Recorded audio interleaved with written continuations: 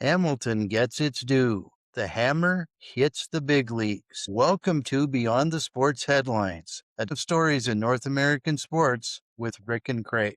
Hello, sports fans. Craig here. Today I want to discuss a tale of two sporting cities. One city, the city of Toronto, rich, powerful, corporate Canada, not afraid to stick its chest out. A city with an undeserved superiority complex. Second is the city of Hamilton, a city 60 kilometers to the south of Toronto, named Steeltown, a name given to the hardworking people in a unionized city, a population that's tough and gives no quarter to anyone.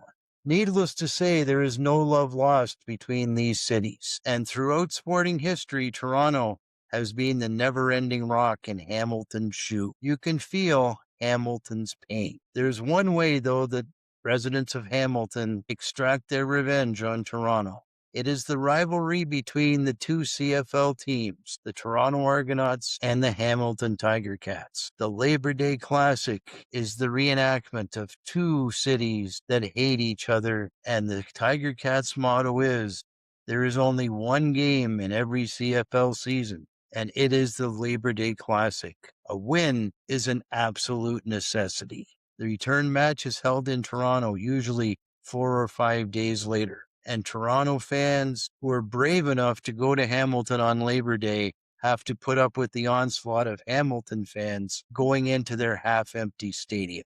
The rivalry between these two teams hit a fever pitch when a man who embodied everything that Hamilton hated about Toronto became the owner of the Tiger Cats. Yes, I'm talking about the late Harold Ballard. Rude, mean, bombastic, ignorant, always wanted publicity. That was Harold. Yes, Harold may have saved professional football in Hamilton for a time, but I don't think he was liked by the Hamilton population. On the other hand, the Toronto faithful that showed up for Leaf games and Argos games probably found it very strange that at Maple Leaf Gardens, the palace that Ballard owned, that Hamilton Tiger Cats insignia was all over the facility. Harold Ballard owned the Hamilton Tiger Cats from 1978 to 1989. Jim Balsillie, he of Research in Motion, he had a desire to move an NHL team into Copps Coliseum in Hamilton. He tried unsuccessfully to move the Pittsburgh Penguins, the Nashville Predators, and the Phoenix Coyotes. Behind the scenes, the opposition of the Toronto Maple Leafs was a big reason that these three relocations did not take place. In recent times, the lunacy continues. Consider the Toronto Rock of the National Lacrosse League. The Toronto Rock are a very good team. There's only one problem with the Toronto Rock, and that is that the Toronto Rock can't find an arena in Toronto that wants them. So what do? They pick up and they relocate to Hamilton. Can you believe it?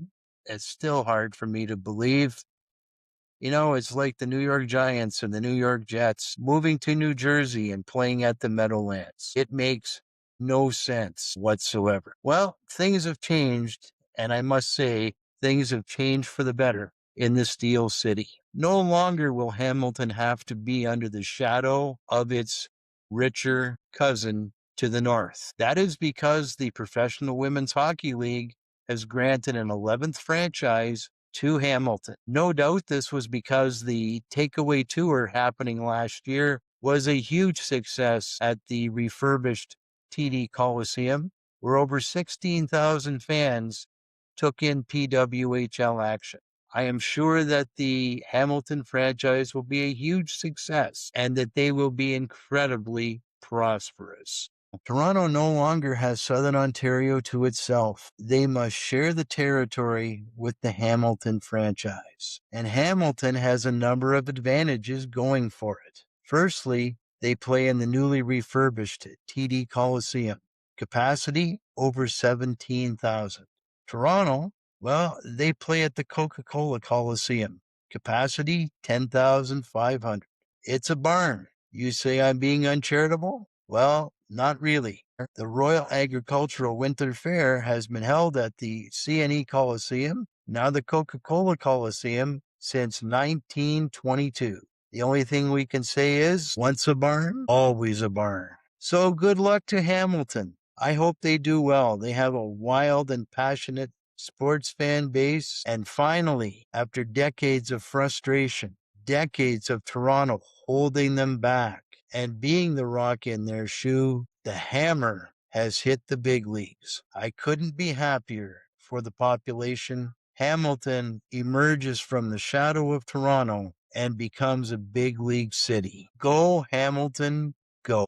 If you like this podcast, be sure to like, subscribe, and do what you have to do to tell others. And until next time, if you don't play a sport, be a sport.